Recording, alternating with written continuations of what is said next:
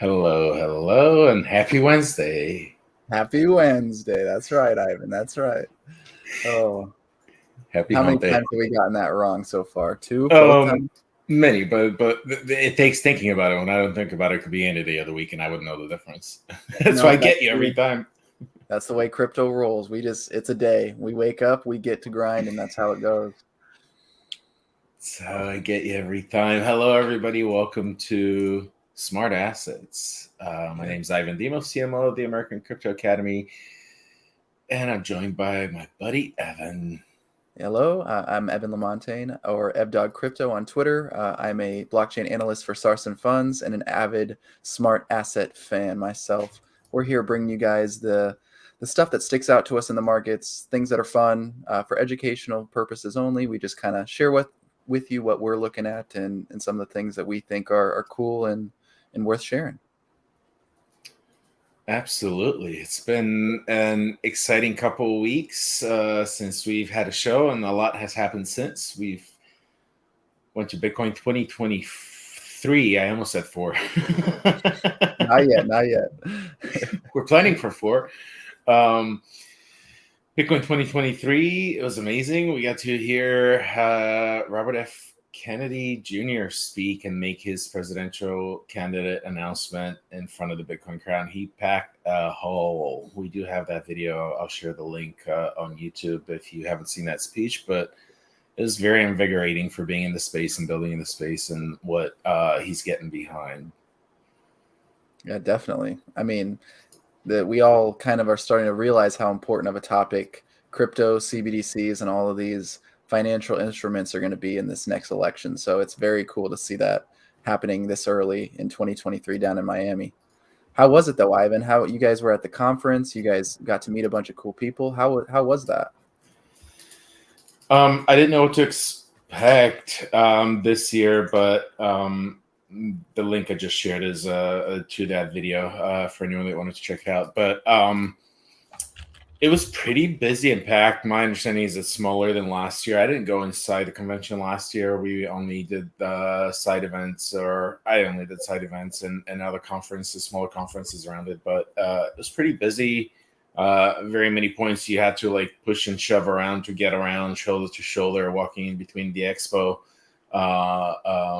It was something else. It was very much Bitcoin. Every day I felt a little Bitcoined out because it was everything about Bitcoin.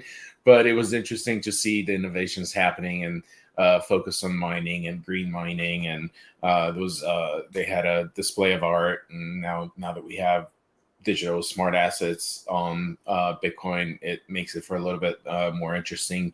But a lot of also sort of a little bit mainstream organizations that participated from as big as you want to, as little as you want. And we talk little families that are creating and working with their kids to write books or create toys, and it's all themed around Bitcoin, and then creating a little bit of a business side of it, and through donations raising funds to educate kids, or people writing books and providing education in the space. And there was a lot of that. And we sponsored Jackie, who's an author of Cinderella and the Seven Dwarfs, which was a book that talks about the history of Bitcoin and its mining abilities. But it takes a storytelling approach. It's written for all ages, and it uses characters that most all of us are familiar with. And so it allows for somebody to read a story and learn historical milestones within Bitcoin and Bitcoin's development and mining operations. And so that was quite interesting. We managed to give away about 1,000 books while being there with Jackie. What else can I say? A lot of exciting events, and the Bitcoin maxis weren't as strong this year because some people didn't even get to speak to Bitcoin maxis. But I think it just depended on what attire you were wearing. As Zach was wearing a Brave hat, and he was given a little bit of pushback as to promoting another blockchain or another project at a Bitcoin conference. But overall, a lot of the side events were other blockchains. I mean, we went to a Solana mobile event. We went to a Helium event, and there were, everything was exciting. I mean, there was a lot of presence there. I know we're going to talk a little bit about the Saga phone, or a little bit more about the Saga phone today, since both of us now have equipment that we've played with. But it was also exciting to see the event that they put out on. It was in Wynwood in Miami, where they even gave away 3 phones of the space, and we were not even. We were seconds away from being one of the people that could win it. But Oh. it was fun nonetheless. And so the other thing that stood out from there is that there was a lot more. Every event was expecting a lot more people, and in fact, the conference also had more tickets that were out than what actually turned out. An example being the Saga Solana mobile event. They had over 250 people that had RSVP to it, but there was probably about 50, 60 people that showed up to the event. So that was a little bit disappointing, but it is what it is. It was still fun, and more for everyone else, right? And so we don't have to push around and shove around. And the Helium event was at a rooftop in downtown Miami, right off of Brickell. That was really cool. Some really cool views. We shared some of those on Twitter if anyone wants to check them out. Yeah, definitely check that out. It looked really fun. I know I'm a little sad I missed it, but I'll have to be there for 2024. It'll be a little bit more upbeat, mayty. 2024 Bitcoin is going to be in Nashville. Exciting. Sammy Arriaga is working on creating a token gated music event around that, since so many of us will be traveling that way. So that's going to be exciting. Oh, heck yeah. Awesome. But speaking of presidents, while we're on the topic, real quick, let's talk a little bit about DeSantis. He came on Twitter today with a lot of trouble, technical trouble. I think it may still be going on. I connected initially, but then when it hit over 600,000 people, it eventually just crashed altogether, and I couldn't connect back. And so there was I got in after it had started, but I had to use another link for, what was it? The other service, I forget. I'm not sure. I know that he had to restart it several times. I mean, the scalability of Twitter Spaces is definitely being tweaked, and I think Elon took this as an opportunity to really test what they'd been working on with it. That's what he had mentioned when I was listening in. So it's interesting, the approach that both of them are taking to this, being such a cutting edge way to communicate with people. Clubhouse, that's what it was. That would make sense. Hey, where'd you go? Lost Evan. Bye, Evan. All right, so I guess it's up to me. I don't know. Maybe he lost the connection on internet or something. It's raining here. I hope I don't lose that too. So as we were gonna jump in and talk about the Saga phone. Oh, here comes Evan. Oh, because you're using OBS, huh? Is that what's messing up with you? Are you there? Can you hear us now?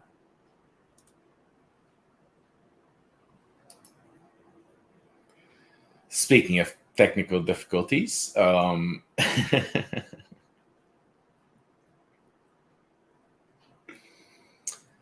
what you get for trying to use OBS. It messes with you when they have an update. Welcome back. Wow, I didn't even click on OBS this time. Like it's done that to me before, where it'll boot me out, but that's so weird. Yeah, I need to use Streamlabs or StreamYard. Sorry, StreamYard. That needs to be what I use. This is nice how we have it set up. Okay, sorry about that, guys. Technical difficulties. But so wait, were you connecting to StreamYard via OBS? No. I've tried to do that before, but it didn't. It wouldn't. That's not. It doesn't really work that way. I don't think, at least. Cool. Yeah. All right. Well, very cool. I'm excited to see kind of how this translates for other elected candidates, for people, wanting to have these public debates, on Twitter. That's an interesting new forum and medium that we can talk through. I think it's a, groundbreaking achievement to be able to even host or attempt to host, because we saw all the issues today, unfortunately. But that's one place where anyone can join, anyone can come listen, and even anyone can get up and speak if they're allowing people to. So I think that's a really cool development. Is that storming? Is that thunder? Yeah, did you hear that? That was thunder. Yeah. Oh my gosh, dude. It's scary down there, man. I don't know if I could do it with all the storms. I don't know. It's just we just entered the rainy season, and so it gets hot. It heats up, all the moisture evaporates. We get an afternoon storm usually.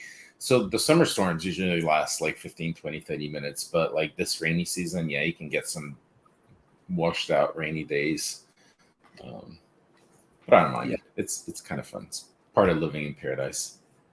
I guess that's a good point. There has to be trade-offs, otherwise it'd be too good to be true. Awesome. Well, do we want to dive into some of the things that I have to share? Let's do it. Let's get in there.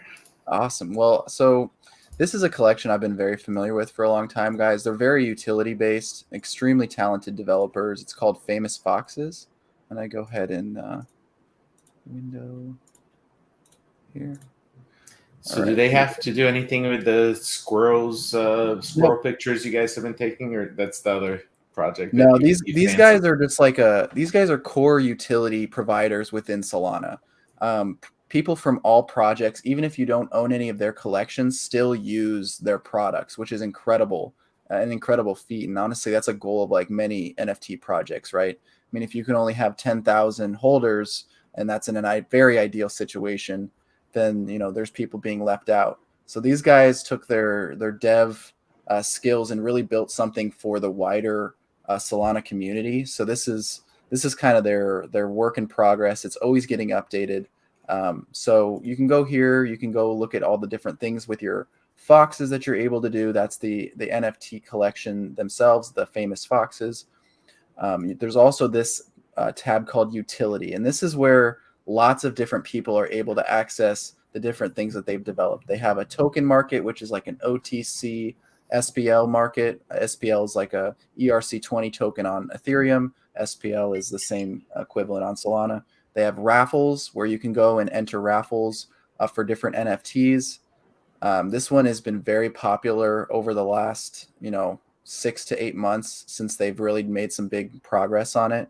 You can see all the active raffles. You can see how much the tickets are and everything like that. Very cool way to participate in selling and buying NFTs. Obviously, it's not financial advice. This is a raffle. You know what comes along with a raffle. So that there's definitely risk there to participating. But, for people that like a little bit of that gamble side in their life, you're more than welcome to participate. It's pretty fun. I've done it a few times personally. Both making and buying raffle tickets. They also have lots of other utility. They have Foxy Swap. This is a extremely well used project or part of their protocol here. I really don't want to connect my wallet right now, but basically it allows you to create a swap mechanism where you can deposit in an NFT up to 5 NFTs at the same time and any amount of SOL. And then you can create a transaction ID, which you share with the other person. They input that transaction ID and they can put up the other side of that trade, whatever you negotiate in Twitter DMs or Discord or whatever it may be. And then both parties have to agree that this is what they wanted to trade before it then gets approved. And then that OTC swap happens. Very, very basic, but very needed utility within an NFT ecosystem. Foxy Send, bulk send NFTs and tokens. This is more for utility for like projects. Bid on multiple NFTs, pretty self-explanatory. They have some Aptos stuff. You're able to generate snapshots based off NFT holders. So say you wanted to do an airdrop or you wanted to, anything if you're an NFT founder, that's pretty self-explanatory. Marmalade, it's art commission marketplace. So you can basically, it's like a Fiverr for artists. Very, very well used as well for the one-of-one scene here on Solana. Coin flip, that's that. I don't mess with that. That's scary. Ding, there's NFT messages. This is getting implemented into XNFT Backpack at some point here very soon as well. There's lots of competing message protocols. Ding is one of them through famous foxes. Foxy Sweep, sweeping floors. There's been lots of NFT marketplaces that have made this update already, so it's not as used as it once was. Foxy Share, token distribution, and then lots of other tools that are well used. Downloading your JPEGs out of your NFTs, a high quality version of that. All of these different things, minting and auctions and P2P lending. We're going to go ahead and go into Citrus because I do want to highlight this. They are creating a goodness, I guess I'll just do it. They're creating connect that wallet. So I'm a lender, I'm a borrower. When you tell us about what they're creating, how is this different than Blur's stuff? So Blur is a lot more integrated, and it's a lot more, how do I put it? It's a lot less dynamic. There's a lot more variables that you can do within this. Now, say I had a Cleanosaur that I like to acquire a loan on. I can go in here and there's all these different things that I can mess around with. Say if I want, so there's lots of different variables. If you want a certain APY, if you want a certain duration, you can go to loan. You can change your loan to value percentage, which is very dynamic. And then you can create different limits if you wanted to make multiple offers. And you can see what else is out here, right? Some people go for the 3 days. Some people go for the 7 or the 5 or even the 14. And you can also see like the latest loans. So what other people are accepting to kind of gauge where maybe you want to create your loans at. There's lots of different stuff that's different on, like Blur's very basic. Like you're basically just putting it up there. You're able to create a basic listing and then people are able to take that loan. This is a lot more dynamic and you can also do it much quicker, right? Because it's on Solana. So if I wanted to do a Cleanosaurs, I wanted to do a Utes and an OK Bear, I could probably get that knocked out in like 2 or 3 minutes, where on Ethereum or whatever else, you're waiting for those confirmation times. I mean, that's just Solana, but pretty cool platform they're building here. Their competitor is Sharkify, which is a very, very well-used platform. I personally use Sharkify over this at the current moment just because that's where the liquidity is for my personal loans and offers. So, there's definitely pros and cons to each side. Sharkify isn't as dynamic as this, but there's that liquidity boost. So there's reason to use it. They also have different things. Sorry, do you exercise the option to lend out NFTs to try to make a little bit of extra? Oh yeah. Assets. And so, like, what's that experience like? What do you lend them for a few days and then you get them back, and now you've made some SOL? Yeah. So, okay, the way that you're thinking about it now, I guess we're going to go off a little track. I'm going to go show you Sharkify because it's a lot easier to see. I'm able to actually explain it a little bit better on here. So basically what I can do here is I can lend out my NFT and I'm basically accessing the liquidity that's stored within that NFT. I'm not lending it to somebody for them to use. I'm lending it to them as collateral, if that makes sense.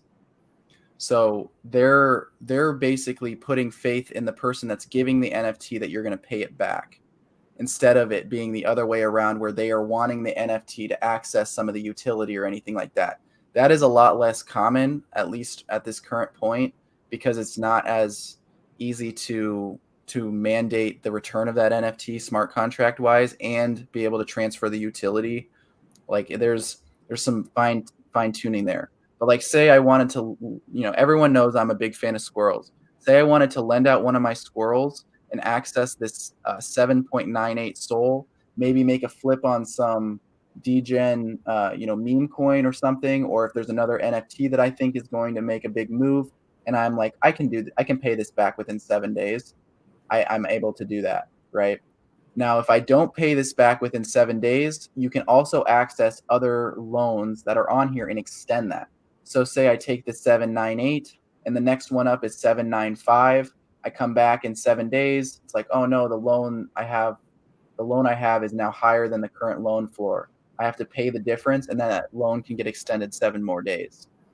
So there's a lot of continuation of liquidity, because basically you're paying the difference, and as you're repaying that loan, it's then getting forwarded by smart contract to that next loan offer, if that makes sense. Howdy, Hodler King. So what are you lending? I do the squirrels. That's my big one. But no. But I'm trying to understand, because there's a 628 and a 798, and you. Oh no. Okay, so this is the total liquidity. Okay, so you. So are you giving someone 8 SO basically, and they got to pay you back? No, that's okay. That's what. So we're on the lend side. So basically, what I'm doing is like I have a squirrel, and I want to get some SOL for that squirrel. I come to the lend side, I hit lend, and then I'm able to offer up one of my squirrels. It doesn't matter which one it is. It's just like a collection offer on a normal NFT, right? So it can be the rarest one in the collection, or it can be the most common one, and I am able to access this 798. And then within 7 days, I'm expected to pay that back. If I do not pay that back within 7 days, the person that offered up that SOL for this NFT has the option to exercise and redeem that NFT. And basically, I'm no longer able to pay that loan back. They now own that NFT, and I keep the SOL that I was given in this loan. Does that make sense? Okay. And then if you want to go to the offer side, this is where the money can be made. Yeah, but so like you're not. So you get that 8 SOL, and you have the 8 SOL to use, but in 7 days you got to pay it back. So if you're gonna do anything with it to make money, you better use it in that 7 days, and then later have it to pay back. You're not really you're a borrower, but how does it work on the lender side when you're lending, or when you're? Oh, so I guess you're not lending the NFT, you're lending SO in this case. But they're using their NFT as a collateral, so they're basically mortgaging their NFT to borrow some SOL, and then they have to pay you back, or you get the NFT. On this side, on the borrow side. So when I'm borrowing, right, this lays it out a little better. Here I have a Wolf Capital available. I can access 3.06 SOL. And then this is the interest I have to pay. It then lays out in percentage wise. And this is how long I have to pay it back. Right?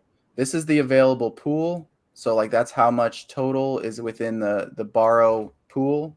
And that goes up and down throughout the day as people open more loans, and then or open more loan offers, and people borrow, right? It's a fluctuation. That's why like Sharks, that's the Sharkify collection, has so much more available, because people participate in their own protocol.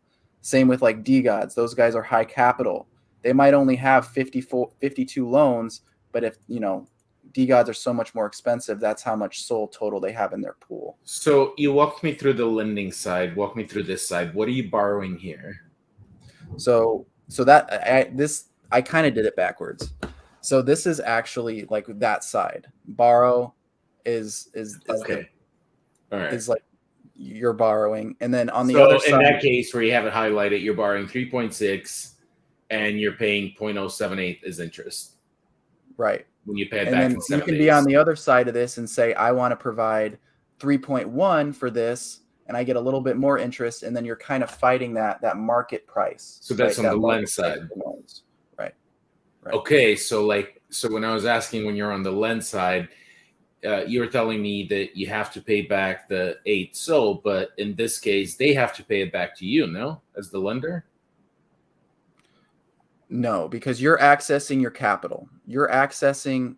This is not, like I said, you're not transferring the ownership or the permissions of the NFT. That's not what's happening. Right. But so Kenton understands it apparently, but I'm being a little slow. And so there's a Okay. lend and a borrow. And so when you Yep. lend, what are you lending? So, Yeah, I mean, yes, you're lending SOL. and when you're borrowing, what are you borrowing? So, You're borrowing, you're lending SOL, and then you're borrowing. I guess it's hard. This is so much more complicated than I thought it would be. I'm sorry. I was trying to Okay. see I get it, it makes sense to me because I use this all day long, but the way that they have this set up, I guess lend is just a weird way to do it. But all right. So this is back. We're back to the lend side. So right. So if I wanted to make a lend offer for a DGOD, right? okay. So it says the best offer is 738. You can see what the floor is right here. You're like, whoa, that's weird. You'll want to check that out, and it'll take you to look at the marketplace, and you're able to do that.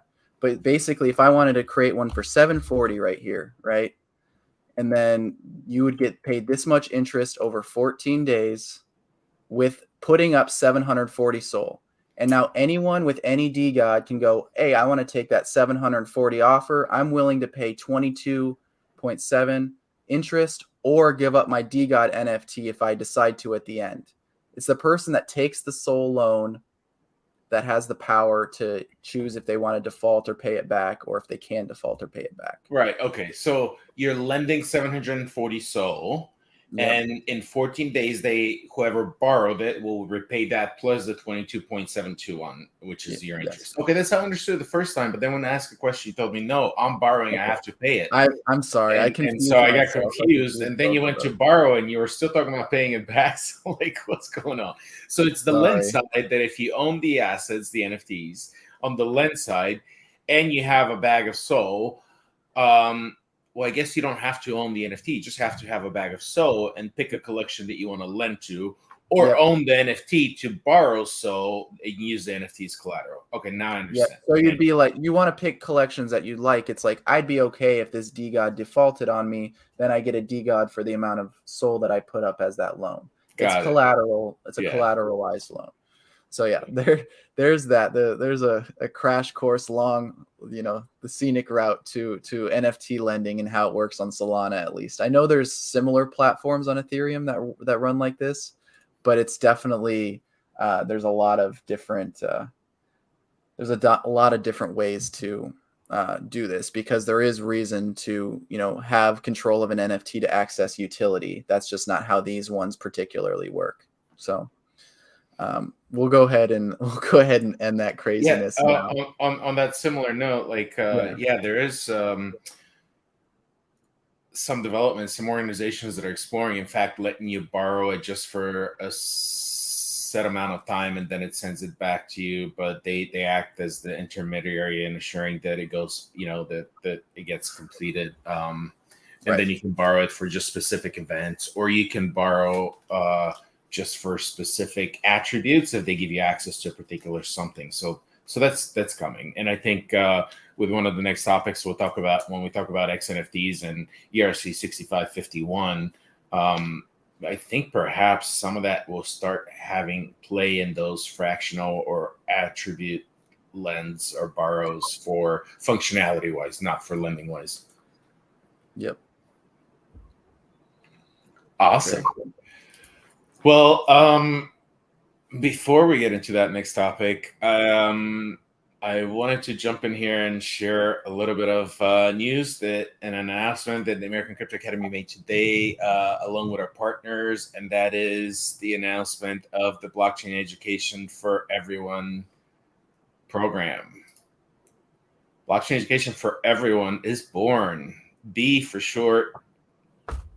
I love the name and the design and what it stands for and the acronym about it. But basically, this is our announcement. It's a big announcement, even though I said basically. It's a big announcement. American Crypto Academy with partnered up with Digital Wealth News and under the leadership of Professor Stephen Lupien, as well as Dr. Michelle Aldrich, as well as a handful of other administrators and Wyoming are building an initiative for all high school and community students in the state of Wyoming.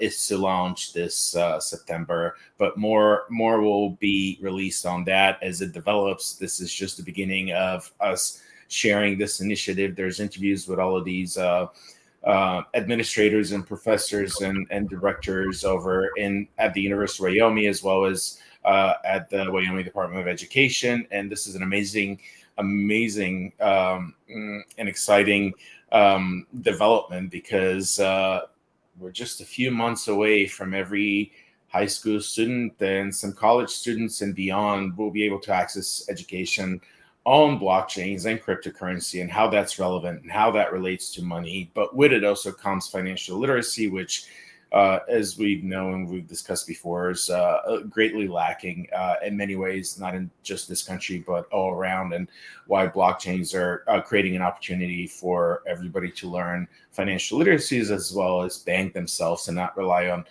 institutions. But if you we've shared about this on all our American Crypto Academy social platforms, so by all means do check it out. It does jump into every single module and what it will cover. These modules are currently in development, and it's been also a really fun time of putting them all together and filming and recording this and sharing with the team and getting feedback. But it touches upon very many different topics from a basic perspective, from an understanding perspective, as well as we'll finish it off by touching on AI. So the AI is actually not necessarily, I don't think it's listed in this 12 modules because that was added later on, but there's a lot of great content coming. And more importantly, this will only stimulate engagement with the youth, engagement with various different states and educational systems, and further adapt blockchains and blockchain technology and cryptocurrency to make everything we do better, faster, cheaper. So definitely wanted to highlight this. Check it out. Tune in. We have like I said, many interviews coming and updates on this, as this is the first time we've been working on this since sometime late last year, and it's very exciting to be able to start sharing these news. Definitely. That's really cool, man. That is honestly such a big step in the right direction for getting everybody on the same page about crypto, right? I mean, that's the whole idea, is everyone understands at least what it is. You might not want to participate personally, but at least we're educating them on what this technology can do and what it most likely will do in the future. So that's so cool, man. And being able to do that with Wyoming, them being such a crypto-centric part of the United States right now, that's a big thing, man. That's awesome. Yeah, Wyoming's been in the forefront of blockchains and cryptocurrency for a while now. In fact, they're working and in some cases fighting the federal government in establishing regulations that make sense for everyone and support further innovation. As we're seeing that technological leadership slip away from the U.S. and allow Europe and other states to take lead in what they're allowing and developing in innovation. It's sad to see something like that go away from the U.S. as we're such an innovative country from the time it was born. But perhaps us being more vocal about this, providing education and teaching our lawmakers with the help of Wyoming and just launching this initiative. There's a lot more to come, and it's going to be very exciting. Awesome, man. It's always good to know that there's more coming. It's going to be a long journey ahead, but it's going to be so cool. Awesome. Well, let's hop on over to what I have to share with XNFTs. I know we've talked about them in the past before, these executable NFTs and what they are and what they can do, but I also want to show them off in action so you guys feel the confidence to give them a try yourself. There's some really cool use cases for these. not so many practical ones, but definitely ones that I think are worth giving a try and seeing what they're all about. So the website for this is xnft.gg. We'll be sure to shoot that out within the video description when this makes it to YouTube. So if you guys are curious, it's going to be there. I can share it in the chat as well. But so this is the XNFT library, basically the dApp store. They're not really calling it that, but this is pretty much what it is. You're able to go in here after you've set up your wallet, traditionally, with the 12 words, writing those down somewhere safe, and being sure that is secure, because this is a fully functioning wallet. Does work with almost all Solana protocols. I've tested it out on a few. I funded it with Solana a couple weeks ago and been playing around with it. But there's lots of cool things that you can do with this. So we're going to go ahead and log in here to my XNFT backpack. I can remember my password. Here we go. So they seem we're able to have more apps than the Saga. Yeah, that is something also I was going to point out. So when you get in here, it's going to look a lot like the normal Solana wallet, a Phantom, or whatever else you might use if it's Solflare, send, receive, swap. But then you're able to go over to this applications page. And where you add those applications is here on this xnft.gg marketplace, or however you want to do it. All of these are free except this one, the I Am Rich app. I don't know if you remember, Ivan, from the early days of like iPod touches and stuff, there was an I Am Rich app where you literally just buy it to be like, I have this. It was app. what, like $10,000 or something? Yeah, something ridiculous, or even $100. I don't know. But it was something stupid. They just said I'm rich, and so you bought it. Yeah, they have one here. So I thought that was funny, and I wanted to point that out. But basically, you can get yourself any of these applications. You're able to access them within your NFT backpack. It's going to make me log in again, of course. So there's going in here, we can look at all the different things. As I showed you guys earlier, the raffle within Famous Fox, the Foxy Swap, those are both applications within here. You can go into Audius and listen to music. You can go into Solend, any of these things. Bird Eye, I'm going to go ahead and go in here. And we're going to see a little bit more about how this actual functionality works for these executable NFTs. And now for Bird Eye, it's similar to Dex tools and being able to look over different protocols and things. For Solana, the main one is this Bird Eye. So you're able to go in here, and it's not as great as you would hope it to be, right? The viewer is not so sized correctly, but you're actually able to go in and actually fully interact with this. If I wanted to go and look at some of the different. Wait, are you showing us something? We're still looking at the apps. Oh no, are you really? You can't see this? No, we're just seeing the apps. The okay, list of apps. Sorry. No, Let me you're good. retry and share.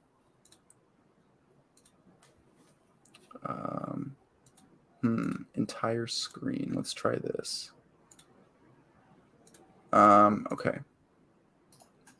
Can you see this now, the pop-up? Yeah. Okay, there we go. My apologies, guys. So yeah, you're able to go in and see the viewer here as you would normally. It's a little difficult to navigate, obviously. Being able to see charts and whatnot is not the best on these things, but it's possible, right? And you can do the searches and everything else within your actual drop down here. And now social, this one I actually haven't used yet. I just downloaded this earlier, was reading about it. It's a social media app that's built for your wallet, right? It's very interesting. They have a feed and whatnot, and then you have a messaging and posting and whatnot. So there's some cool applications to this. And to exit out, you have to hit this power button up at the top. If we wanted to go in and play some Flappy Bird, say I'm, sitting and waiting, watching the charts, and I want to play some Flappy Bird, I can do so within my wallet here, which is kind of crazy. So there's different uses for this, and I think it's honestly something that is unique and should continue to be developed upon, because I think that right now it's just a lot of novel uses.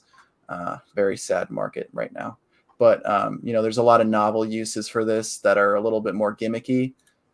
Like Chat GPT, the interface for this cracks me up. It's just a super old fashioned.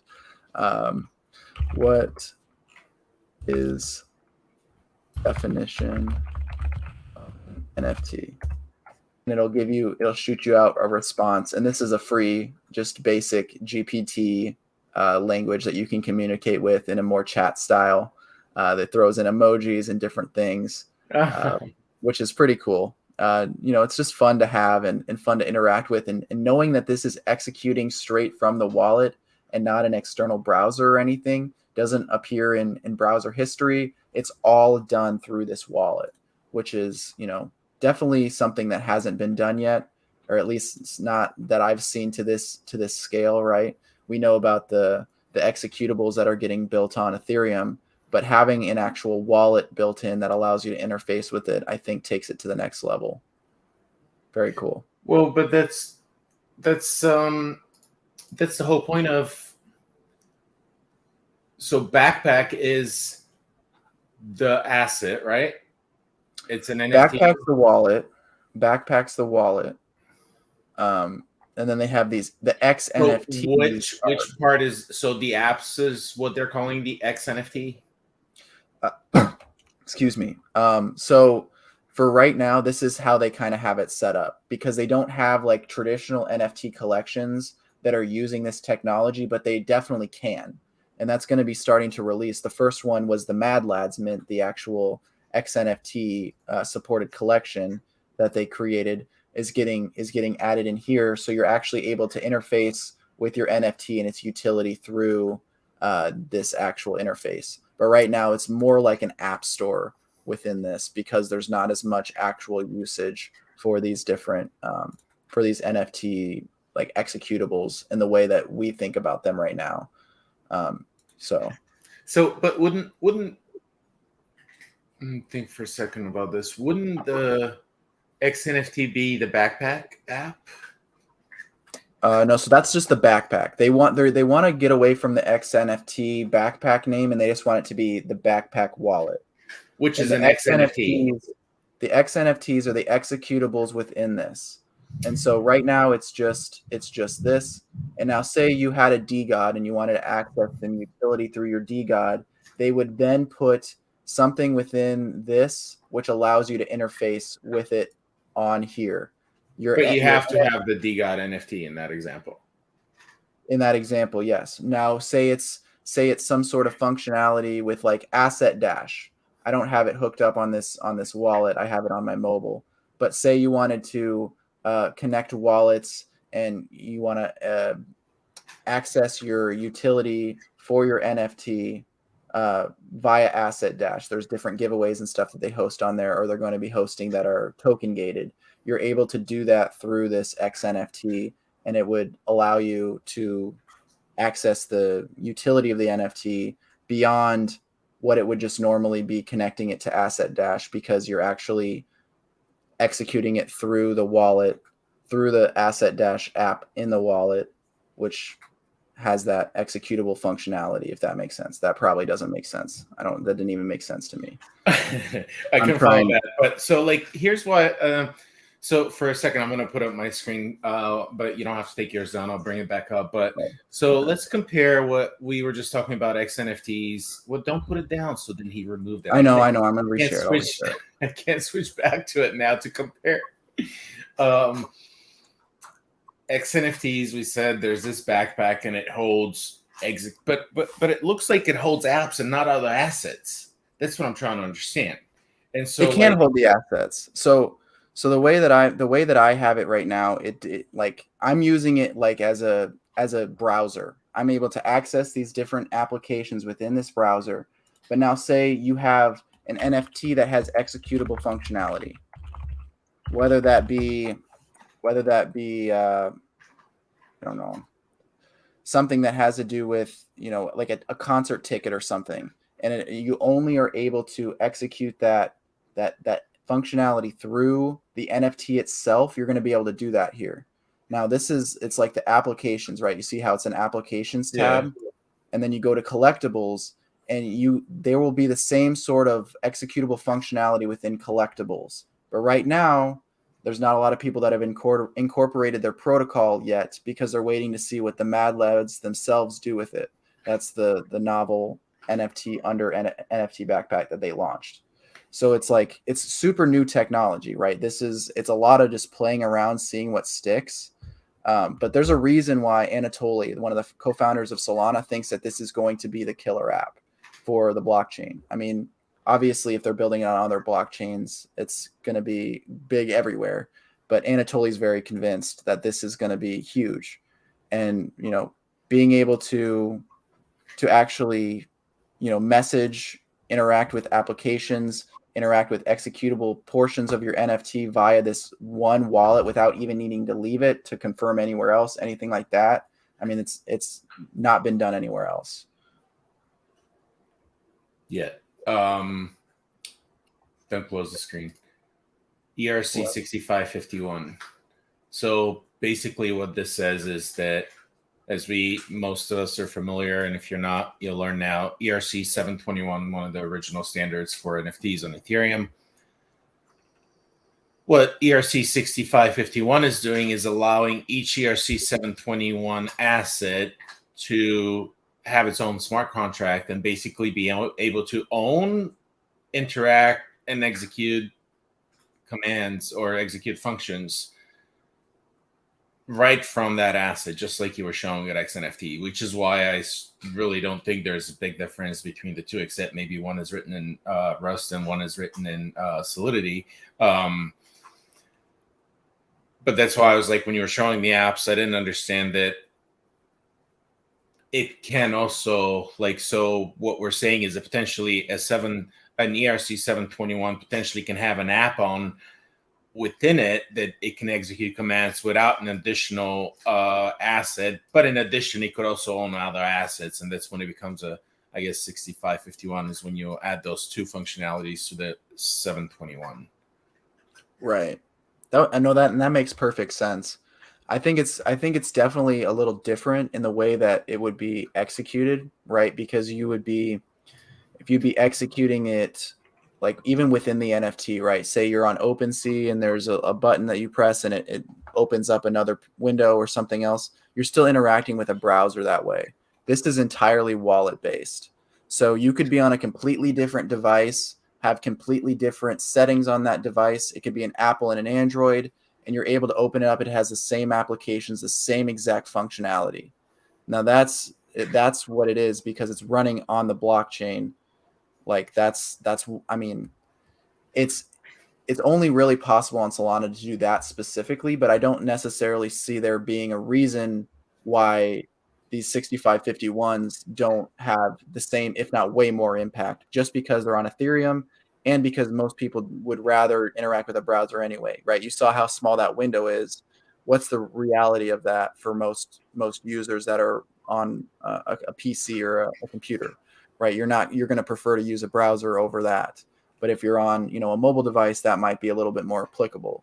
So there's pros and cons to both. I think both are extremely important for the evolution of the space moving forward, right? Being able to actually evolve with your NFT, being able to attach other NFTs to that, right? Say you have a character and you want to wear, a birthday hat for your birthday, and you're able to do that while, spend 99 cents on a birthday hat, and you're able to put that on your avatar, and you say, at midnight, I would like this removed again, and then it can do that easily, and then it doesn't tarnish that original NFT at all.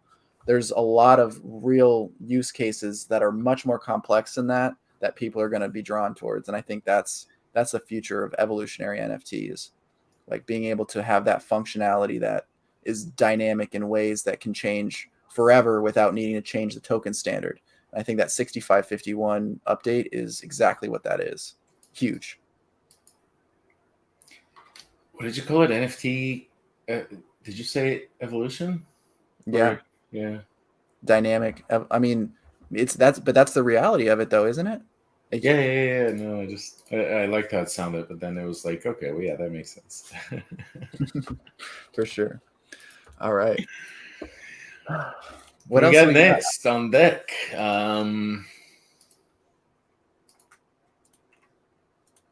I can talk about a little update, or if you have something else you'd like to speak on, we can do that too. Yes, no, I do. I wanted to touch a little bit on, let me bring this up here. So there's been, because as of recently, depending who you ask, a lot of people will say that we're kind of getting ready to enter a new bull run now, whether that takes a few months or, 12, 14 months, again, depending who you ask. But with that boost and excitement, we've seen some collections continue selling out. I mean, Mattel's been doing a great job with Hot Wheels, selling out left and right. I unfortunately missed their Monday mint of the Fast and the Furious, but that also sold out. Surprise, surprise. Two or 3 weeks ago, Mattel had was it Hot Wheels Series 4 drop, and that sold out in 29 minutes. And I think it might have been a new record for Mattel, but like the market's picking up, and with that, so are scams. And so I wanted to spend a little bit of time today just giving some heads up to everyone, and even if it's information that we've talked about before, it always helps having a refresher. But these are some big names. Scammers are not going after names you're not familiar with. They're going to go after what looks familiar in order to trick you. And $6 million stolen by Inferno Drainer, and the most basic way is they're phishing. They create websites, they copy social media accounts, and they reach out to you directly, inviting you to and hoping to capitalize on a percentage of people that are going to mistake it for the real one, and then therefore click on links. And once we click on a link, there's no turning back. It's that first click that we have to be very vigilant about and not click on it as much as FOMO may be pushing us. But I've seen it myself when Arbitrum was talking about, hey, airdrop's coming. There have been tweets left and right talking about, oh, I got my airdrop. Here, click here, sign up here, and they get you. So there's a lot of different scams, but as more as this bull market picks up again, we have to be more vigilant and stay aware of what's possible there, and don't just click on random links. Don't expect emails from MetaMask or Collab Land. Nobody's going to send you an email to invite you to do anything. They're not even going to send an email answering you back, because this isn't how the decentralized marketplace works. For the most part, if you get support, you're lucky. But yeah, so really just watch out for this. I can share a link. There's a couple of different articles that talk about this, and as you can see in some stats, it's significantly increased recently, and that has to do with because more people are back into the marketplace. We've seen some record numbers in many different ways, and so just protect yourself and don't fall for the scams. I can't repeat it enough. Definitely not. And one thing I want to add, it's a little tip and trick I've learned from a few friends over the last 6 months or so. If you're getting bombarded all the time with DMs, with replies that are looking very scammy, if you turn your profile private for 8 to 12 hours, that'll stop for a while. That's something in their algorithm, how they target people. It's due to like the amount of interactions from outside users you get and how many you reply to and stuff. So people that are more active get targeted more often. So if you're able to go private and leave that for maybe overnight, you go to bed and then you wake up and you're able to take it back off private, you should stop getting those scam messages as much. And another quick note on that is this isn't exclusive to Web3 or cryptocurrency and blockchains. There are phishing scams left and right. They've existed for as long as the internet has. There's always links out there. Even Google ads can get you if you click on the wrong ad. That's why you want to be careful with those ads unless you're clicking on links that you don't know where that is going to forward you to. This happens in the cannabis industry. Apparently, I came across a headline today where company that did significant raising funds and launching cannabis products was apparently a scam. So this can happen anywhere. I'm only bringing this up because At this point, I'm starting to like FUD, and I welcome FUD, especially when I can answer back to it, because most FUDers are just that, FUDers, and they don't have enough research to back up their FUD with. But this isn't exclusive to Web3, and we always have to be careful. And on a similar note, there are scams with phone calls and text messages going on where people can apparently access your bank account just by you answering the wrong phone message. So I'm always curious, like I don't want to miss a phone call. So every time it says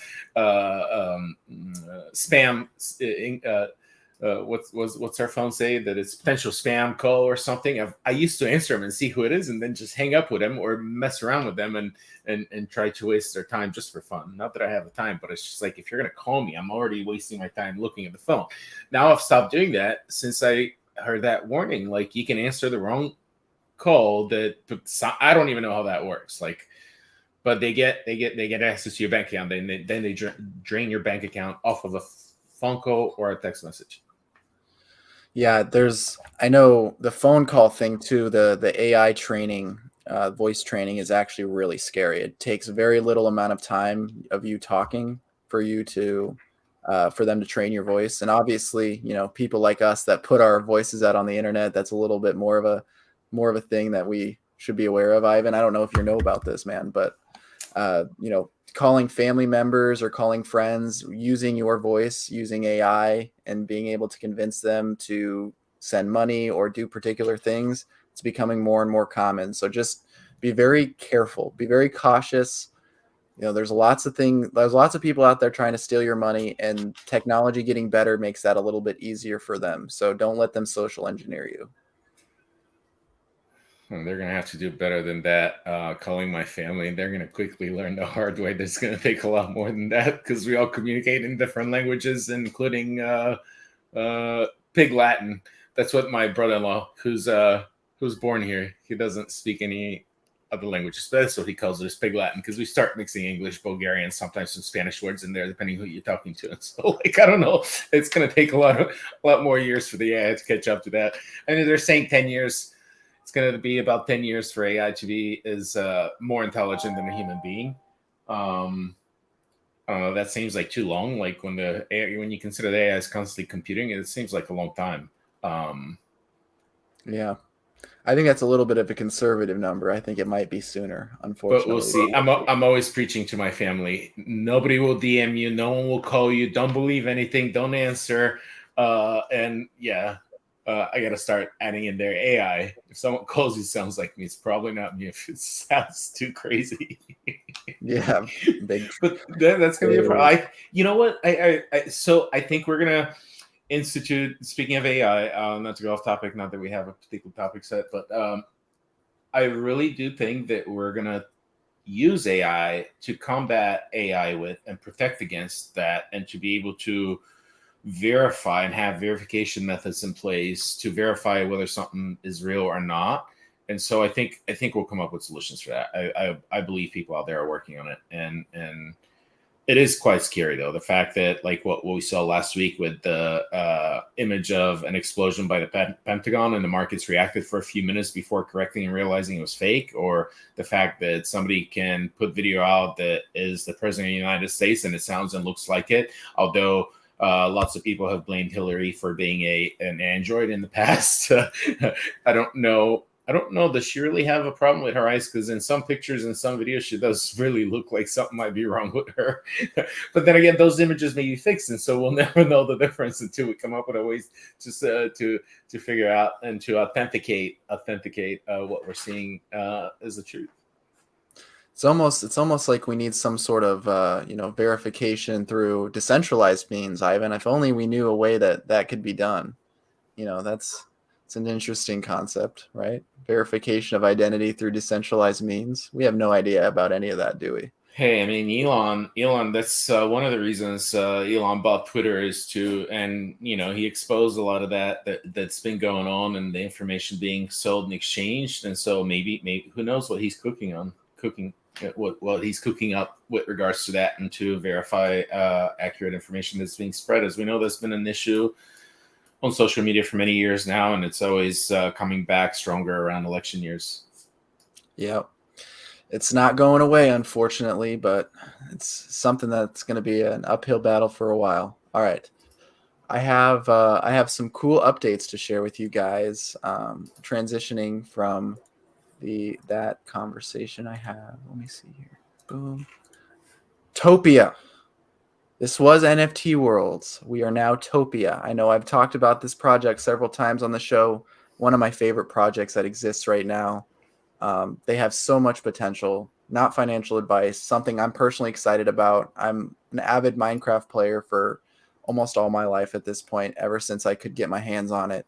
I have played, and now that they are recreating a ground up free to play version with insane Web3 incorporations and optimizations for the actual gameplay itself too, not just Web3, right? This is no longer just taking Minecraft as it was and adding a Web3 layer.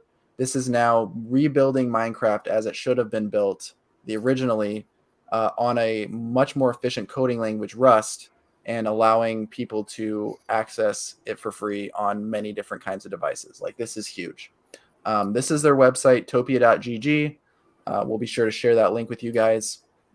Very simple website right now. You're able to go and buy assets, the worlds, the avatars, and then the different items that they have. Pretty self-explanatory. We won't go through that right now. There's also a docs link and a Topia link. This will take you to Uniswap, where you can buy their Topia token. This has been migrated from the world token that was accruing for staked worlds previous. So now it is Topia. So very cool. Going into their docs section, they did a full rundown on all of the different updates and changes that they've made since their announcement. But as you guys can see, I mean, just the visuals themselves, if you're familiar with what Minecraft looks like, this takes it to a whole nother level just with the default setup with the different monsters and mobs. Very well done, in my personal opinion, visually. Dan is one of, I forget his last name right now. He's a very talented artist, and he is head of art development for Topia now, and he has been doing a great job for the game as well as all of the UI UX stuff. So I hope you guys can take some time and read through these documents. A little in depth, but it's definitely important to understand, because I feel like this game mode, as well as everything that they're building with their own individual chain, it's going to be a gasless chain that runs in tandem with the Topia ecosystem. It's going to be permissioned so that they're able to control who is transacting, who is submitting smart contracts. Sorry, everyone can transact, but you have to be approved to submit smart contracts, so that you are there is some check and balance within the DAO for approving new game modes and games and people that are building on these different worlds. So it's very honestly very decentralized in a way that has checks and balances. And there's very few other projects that I've seen do this, or at least have a plan that makes this much sense. So take some time. It might take a little while, but I definitely recommend it. As well as that, if anyone is truly interested, please be sure to follow their new Twitter, TopiaGG. They just changed the name on that. So if you're already following NFT Worlds, you'll still be following these guys. They announced their governance is live today, so you can start making proposals for different things within the game, within the ecosystem, including like economy decisions. The way that they have the faucet rewards set up for different worlds. There's going to be lots of decisions being made, and you can make those decisions if you own some Topia tokens. So I know I'll be using mine to delegate and make some decisions on my behalf, because I do have some strong opinions about how the flywheel should be developed. They also did a sneak peek on the item marketplace and what this is going to look like a little bit. So there's all the different cosmetic items, as you can see, that you can open from the loot boxes that they have. You're able to go in here and list them and see kind of a little bit about what this might look like, the listing, and then the purchasing and equipping and all that stuff. Very cool. Going to be a super intuitive client that is browser based. So you're going to be able to access it from any device. And like I said before, super optimized so that any device can run this. Right, Minecraft currently, you can run standard Minecraft with low graphics settings on most devices. Some laptops struggle, but from what we understand, This game is going to be out of the box, able to be maxed out settings on almost every device. So you're going to be able to get the full effect of some insane visual shader packs and mods that you normally wouldn't be able to access on traditional Minecraft just because of the way it's coded. Since they're coding in Rust, it's a much more efficient language, and they're building it in a way that is much more scalable. The developers, Temp and Arc, are extremely talented head developers, and they are leading the small, lean team in a very positive direction, in my personal opinion. Here's a video of Temp, their co-founder, showing a little bit about how the model generation and those things are done. They do a good job of sharing their process in a way that doesn't really give anything too much away. Their alpha version is going to be dropping here within the year. And they also have a giveaway going on right now. I wanted to shout that out as well right now. That will be ending tomorrow. So if you guys are interested at all, definitely check it out. 50,000 Topia. That's a nice little chunk of change right now. So I really love this project. Obviously, none of this is financial advice. This is just something that I am extremely excited and looking forward to. Some of the partners that they have with existing Minecraft server ecosystems and their migration, that's coming and imminent. They are able to backwards compatibly migrate their world. So all the stuff that they have built in Minecraft will be available in Topia, and they'll be able to build onto that even further. So everything's backwards compatible, and that's probably the biggest bull case for me, is that all of these existing server ecosystems are going to be able to transfer over to this Web3 friendly, much more efficient system that should allow them to not only grow with the ecosystem, but also grow with their player experience, being able to do much more. There's very hard set rules in Minecraft, like gravitational rules, things that have to do with item trajectory and have to do with the way that different items can be built and structured. Even with modded versions of the game, it's very difficult to create custom items and different experiences. So this is by far my favorite metaverse-esque project that exists in Web3 right now. Them just being able to put out a free-to-play experience and doing it with the turnaround that they have. It hasn't even been a full year since Microsoft cracked down on them, and they're going to be releasing the first alpha versions of this game here within the next month. So it's really cool to see, and being able to be with these guys since the very beginning and seeing all the way through is something exciting. And I swear I'm gonna interrupt you before you remove the screen, because if you remove the screen, I'm gonna go nuts. I'm gonna go nuts. Oh, okay. Go ahead, Ivan. Shoot.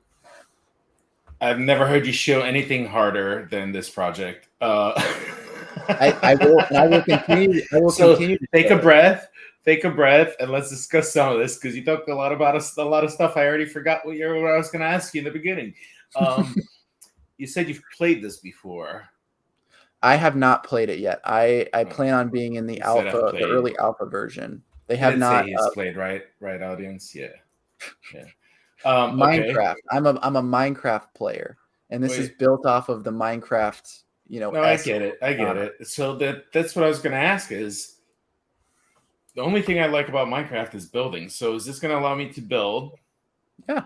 Oh, it's going to be exactly this. It's going to be. I'm going to be able to go in and have a very, very similar experience to Minecraft. If I want to play single player, if I want to play multiplayer, it's going to have a very similar experience. Everything is pretty much backwards compatible 1-to-1, and then they add more, if that makes sense. Well, I don't know. You're throwing compatibility in there. People are going to think that you can move stuff between Minecraft and this project. I don't think it. I mean, like assets. I can import my world from Minecraft into this, and it will be the same. It will have the same. Can you do the opposite? Layout? It'll just have different graphics. Can you do the opposite? Can you build a land in Topia and then import it into Minecraft? It depends, because there's different. They have mentioned that this is going to be possible, but they're not going to be supporting it right away, as they want the migration to kind of be one-sided. But they definitely do plan on doing that, allowing you to go back and forth. And if you want to, it's because it's not a progression thing, right? When you're saving your Minecraft world, it is a state of the world. It's not Right. a like an online thing that is ever evolving. When you save it, you're taking that save and then you're able to move that around if you wish. Like you can take it to different game versions of Minecraft itself. In this case, you'll be able to take it from Minecraft Utopia. You'll be able to load it up, and it's like, oh my gosh, I built a house on top of that hill. My house is still there. It just looks different, and most of the graphics look different because it's a different and more improved upon game. So when is it coming? The full alpha, the full release is happening in 2023. Their alpha version has been said to be happening Q2, and as you know, we're getting towards the end of Q2, so within the next month. Okay.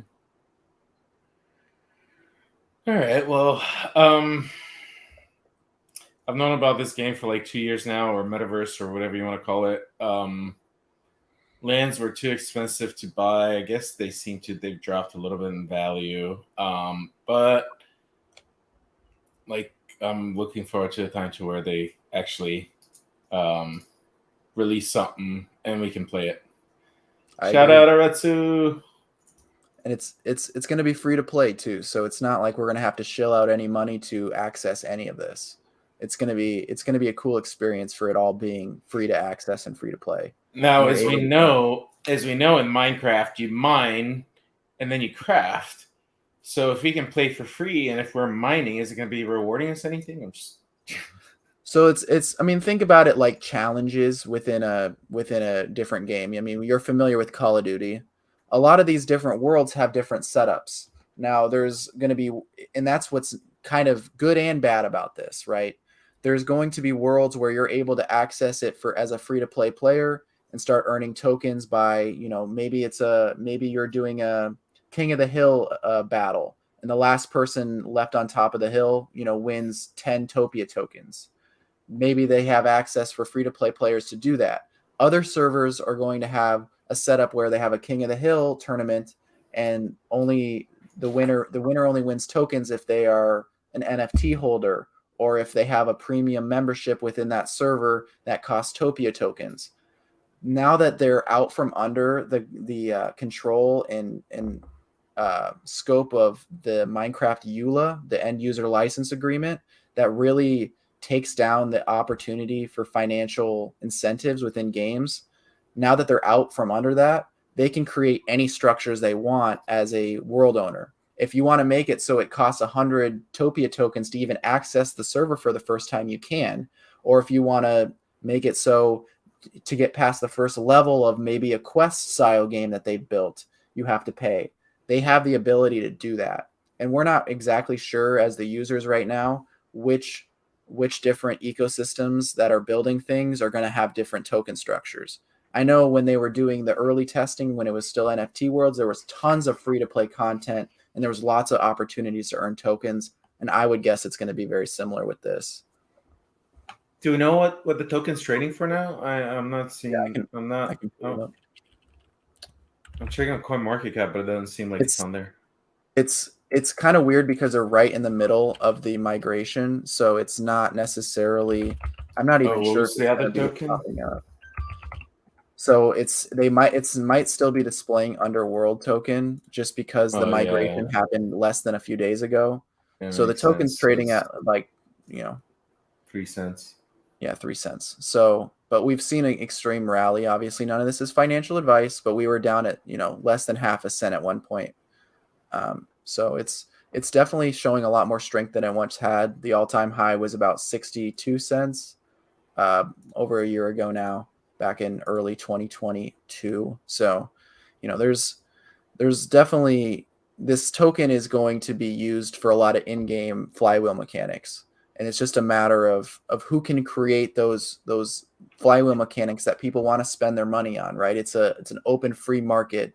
Whoever can provide the best experience and make people want to spend their tokens with them is going to succeed the best. So it truly is going to be an open metaverse with free market ability. Hello, Red Skull. All right, well, I'm all about it. I'm a Minecraft fan. I haven't played it in a little while. But I think, you know what? Verizon right now is having a special. They give you a free Xbox when you get their 5G home internet. So maybe it's worth getting that. Not that I'm going to play Topia on there, but yeah, when you get back into Minecraft, I haven't played in a while. I mean, the PC version's really fun. I There's have a that lot too. more I to it. have the Java because I had to download Java. It wasn't the same thing for NFT Worlds because there's Yep, a what was the one on Wax? There's a I gotta check and see what they're doing. On Wax there was a game that was built I in the remember Minecraft that one. servers, and I'm not sure where they're at. I haven't kept up with their development, but I imagine they're in a similar boat, and I wonder what their solution to that is, or if they're still even around. But so I I have don't think they're still around if I'm thinking the same one you are, but it might be a different one. I know there was one on Wax that has kind of just slowly faded out. The only reason that NFT Worlds and now Topia has been able to do what they've been able to do is because they had that large war chest of royalties and their initial sale.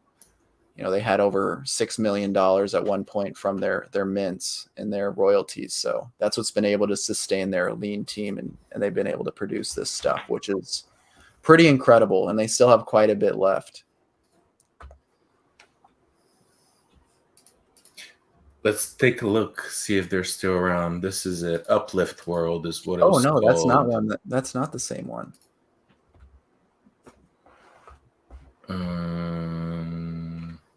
Visit website. That's the wrong one. So Uplift World.